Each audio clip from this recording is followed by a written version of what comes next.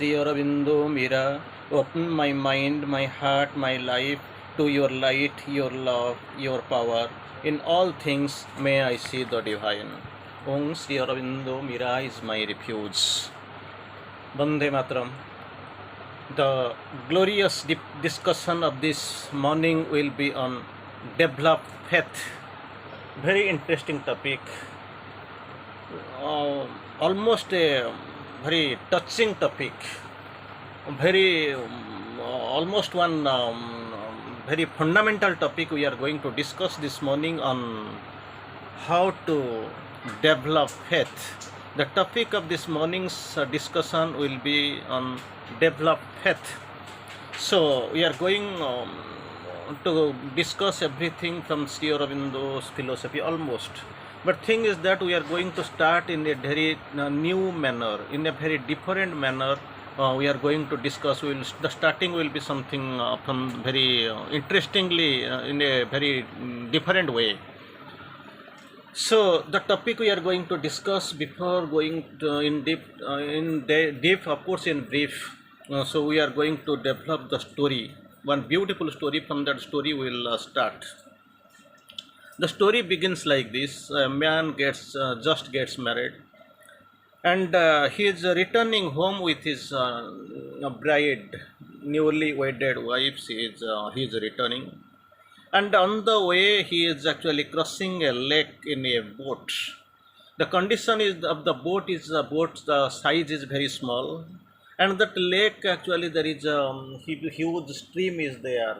That flow is there. Water flow is actually very viscous, very sharp water flow is there.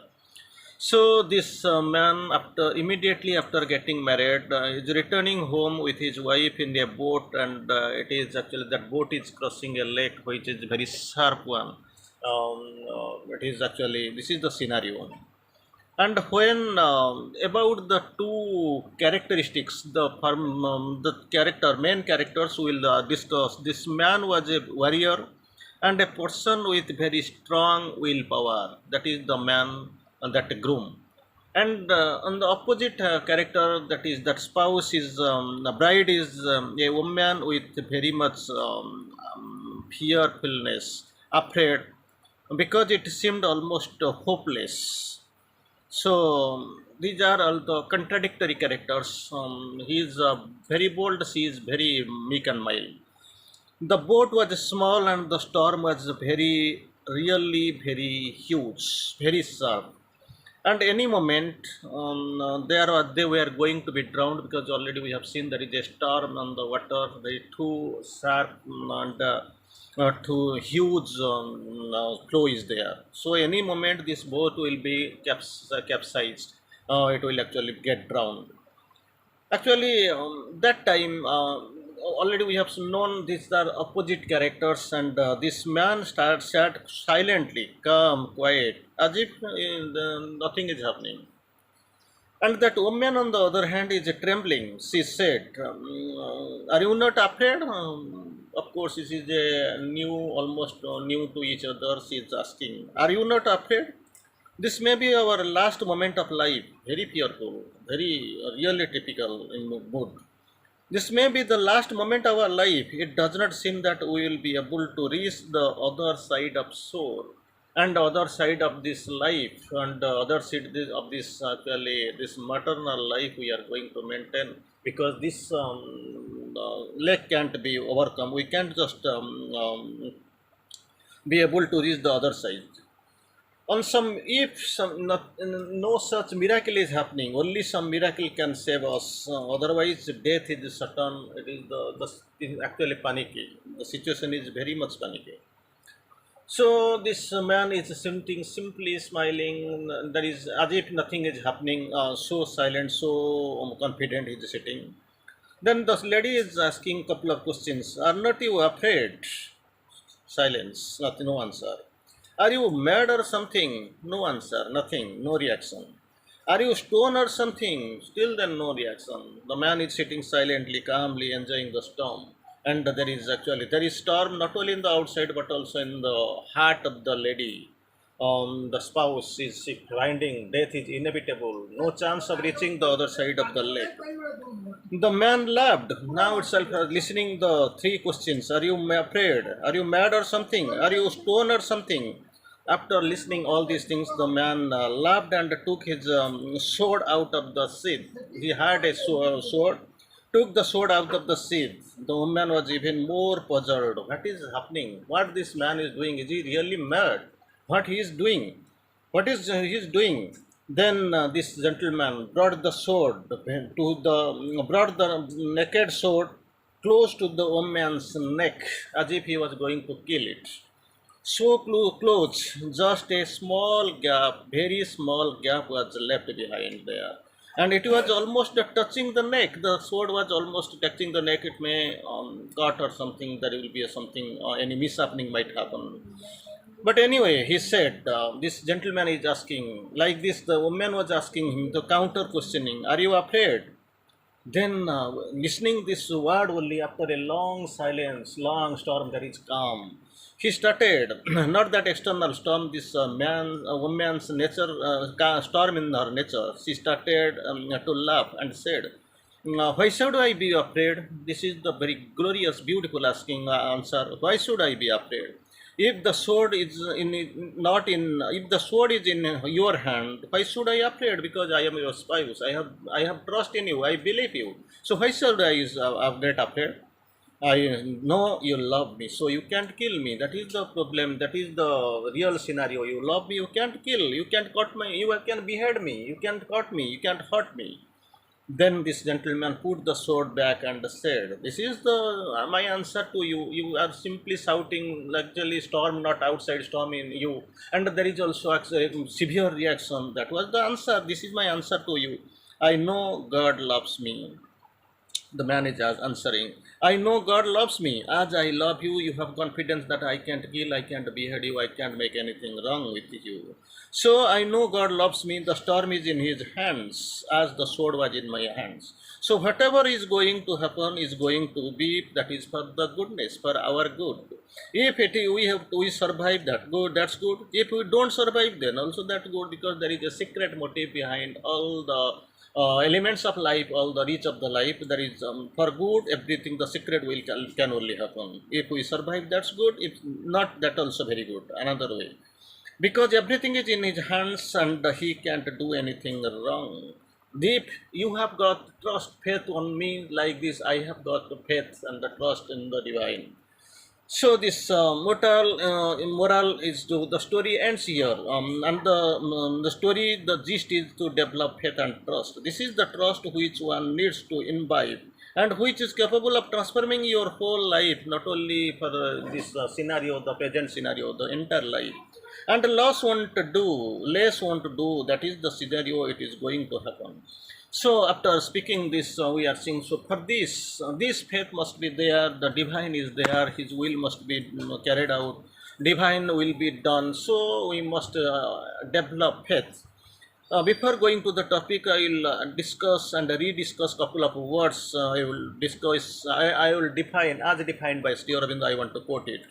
Faith, a dynamic entire belief and acceptance. Belief, intellectual acceptance only. Conviction, that is intellectual belief held on what seems to be good reasons. Then comes the reliance, dependence on another for something based on the trust.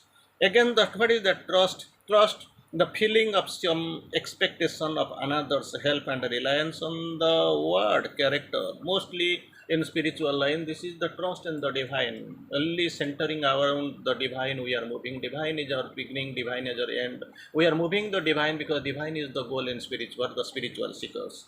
And finally, we'll see confidence, the sense of security that goes with it, trust. So for entire thing, that belief, trust, confidence, conviction, reliance, everything, faith, that must be chucked out, and that must be interestingly understood very beautiful manner.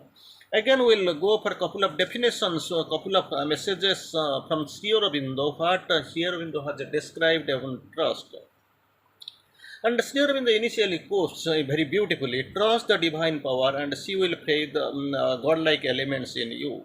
Free, when the term is used free, when one initial word, trust the divine power. Divine power is okay.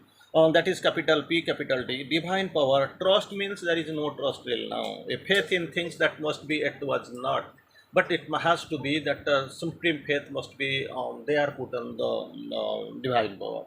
Trust the divine power and she will free the godlike elements in you. So many godlike elements are there in me, they are in us, in everybody. But thing is that they are not free. When it is, the Sri Aurobindo has used the term, the great yogi, the great seer, the great Mahayogi has seen, and he is telling that is free the godlike elements in you means it is not at all free and shape all into the expression of the divine nature. Shape when it is expression of divine nature, it is not there, even if some shaping and reshaping is being done. But thing is that the divine power, it has to be, we must trust it, and the godlike elements must be freed in us and will be shaped into the divine expression of the divine nature. So, not any ordinary human nature into the divine nature, capital N. Again, Sri Aurobindo quotes beautifully, he abandons not those who have trusted him even ignorantly, knowingly or unknowingly, seemingly, unseemingly, knowingly, unknowingly, with intelligence or ignorantly, anything. So when somebody has trusted him, then he will never abandon. So again, we'll go for the beautiful discussion that is a few lines, few quotations that is on faith, how it works. Sri Aurobindo quotes beautifully on faith. A few lines we'll quote from Sri Aurobindo's quotation, of course. Faith is necessary means arriving at a realization. One thing already many quotations we have quoted from Sri Aurobindo on realizations, experiences, and all. So Sri Aurobindo here quotes it, realization has to come, that experience has to come, but actually the initial at the beginning, the most essential thing is faith. The most necessary thing is faith. Faith is necessary means for arriving at the realization. Then Sri Aurobindo quotes, at the end of flickering of faith, faith now in a flickering condition, already know that here and there, actually it is fluctuating, flickering. Faith all will, all the, at the end, the flickering of faith will cease. There will be no more flickering at the end. Initially it seems so, that is flickering initially it seems so. For we shall see his face, when divine face, will see and feel always the divine presence. Will see the presence, will see the feel the divine presence. It is there. But thing is that there is flickering of faith. It is not the problem with lacuna with the divine and the divine power, divine light, divine energy. Nothing is there. There is no problem in it because there is we have got the faith that is actually really flickering here and there. Again, Sri Aurobindo, man demands miracle that he may have faith. That is a precondition. This precondition is imposed by the human being on the divine. They demand miracle that he may have faith, but wishes to be dazzled in order that he may see. Think when it is getting the miracles is being done, he is getting dazzled, he is crying because he is not that much prepared. He is not that he is that much that conscious condition. That is the problem with him. Faith fights for God while knowledge is withheld. Just imagine knowledge. Knowledge actually it is gained. The knowledge is the supreme knowledge, divine knowledge. That is supreme. But here where you are using that is our human knowledge that is creating problems. So when the human knowledge is withheld, then faith fights for God. Faith actually. It was not preceding knowledge. It is from the beginning. It is there. It is now, and it will stay there up to the time immemorial, the eternal time. When the realization comes, the final faith divinely fulfilled and completed will be transformed into the eternal flame of knowledge. Initially we were taking that is human knowledge, but actually it will be transformed into an eternal flame of knowledge that will become that we are going. So we have to develop faith. We have to be trustworthy, and we have to trust. Thank you.